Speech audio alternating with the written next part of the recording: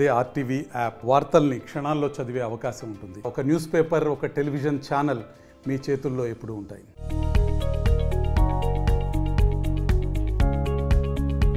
ప్రపంచంలో ప్రతి గుండె వెనుక ఒక ప్రేమ కథ దాగి ఉంటుంది. ఎల్లలు లేని విశ్వ ప్రేమ ప్రతి జీవిని పలకరించాల్సిందే, వారితో పలవరింతలు పెట్టించాల్సిందే. సామాన్యుల నుంచి దేశాలని ఏలే ప్రధానులు, ప్రెసిడెంట్ల వరకు అందరూ ప్రేమ సముద్రంలో ఎప్పుడో ఒకసారి మునిగిన వాళ్లే. అలాంటి వారిలో తెలంగాణ డిప్యూటీ సీఎం మల్లు బట్టి విక్రమార్క కూడా ఉన్నారు. చాలా సీరియస్ గా ఉంటూ ఎంతో మృదువుగా మాట్లాడే నాయకుల్లో ముందు వరుసలో ఉంటారు తెలంగాణ డిప్యూటీ సీఎం మల్లు బట్టి విక్రమార్క. ప్రత్యర్థులపై తిట్ల వర్షం కురిపించడమే పాలిటిక్స్ అనుకునే నేటితరం రాజకీయ నాయకుల్లో ఇలాంటి వాళ్ళు కూడా ఉంటారా అనిపించేలా ఉంటుంది ఆయన తీరు. అంతటి నెమ్మదైన నాయకుడి జీవితంలోనూ ఓ ప్రేమ కథ ఉంది. ప్రేమించిన వ్యక్తినే పెళ్లి చేసుకున్నారు బట్టి విక్రమార్క.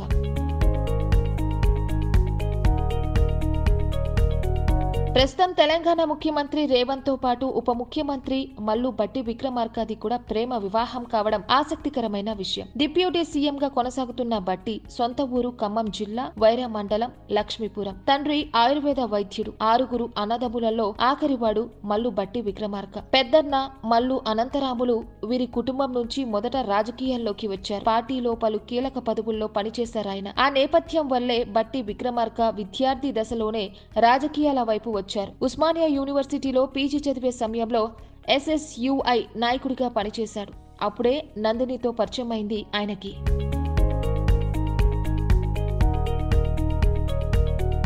నిజానికి నందిని కుటుంబం గుజరాత్ నుంచి వచ్చి హైదరాబాద్ లో స్థిరపడింది. బట్టి విక్రమార్కతో ఓయూలో అయిన పరిచయం ప్రేమగా మారింది. ఆమె మొదట తన ప్రేమని బట్టికి తెలిపారట. తన రాజకీయ అభిప్రాయాలకి తగిన అమ్మాయి అనిపించడంతో ఆయన కూడా ఓకే చెప్పారు. కానీ నందిని తల్లిదండ్రులు మాత్రం మొదట వీళ్ల ప్రేమని ఒప్పుకోలేదు. పాలిటిక్స్ అంటూ తిరిగే మనిషి అని తెలియడంతో నందిని తల్లిదండ్రులు భయపడ్డారట. అయితే క్రమంగా బట్టి వ్యక్తిత్వం అర్థం కావడంతో వాళ్లే ఒప్పుకొని పెళ్లి చేసేందుకు ముందుకొచ్చారంట.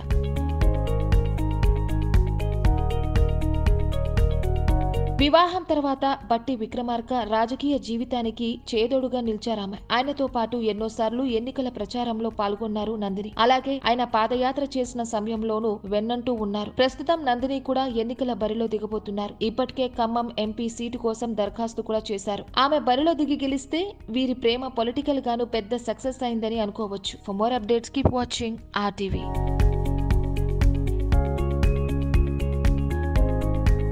మరిన్ని వీడియోస్ కోసం ఛానల్ ని సబ్స్క్రైబ్ చేయండి. లేటెస్ట్ అప్డేట్స్ కోసం వాట్సాప్ ఛానల్ ని ఫాలో చేయండి. అండ్ లింక్ డిస్క్రిప్షన్ లో ఉంది.